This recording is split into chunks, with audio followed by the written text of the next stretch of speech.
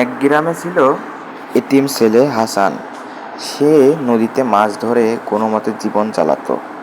একদিন গভীর রাতে হাসানের জালে ধরা পড়ে এক অদ্ভুত সোনালি ইলিশ। মাছটা বলল, আমাকে নদীতে ছেড়ে দাও, তোমার মাইক অসুখ আমি ভালো করে দেব। হাসান এক মুহূর্ত দেরি করে না, সে সঙ্গে সঙ্গে মাছটাকে ছেড়ে দেয়। পরদিন সকালে দেখে তার মা অসুস্থ ছিল, কিন্তু পুরোপুরি সুস্থ হয়ে গিয়েছে। এই খবর শুনে গ্রামের ধনী মহাজন লোভে পড়ে যায়। সে ভাবে, আমি ওই মাছ ধরে সারা গ্রামের ধন সম্পদ নিয়ে নেব।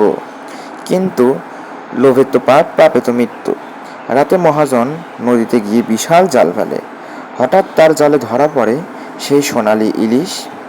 হঠাৎ কিন্তু মাছটা ছাড়ার বদলে সে মাছটাকে লোহার খাঁচায় বন্দি করে রাখে। হঠাৎ আকাশে কালো মেঘ হয়ে যায়, নদীর পানি ভয়ঙ্করভাবে কাঁপতে শুরু করে। তারপর সকালে দেখা যায় মহাজনের সব টাকা পয়সা উধাও হয়ে গেছে, আর তার বাড়িটা আর নেই।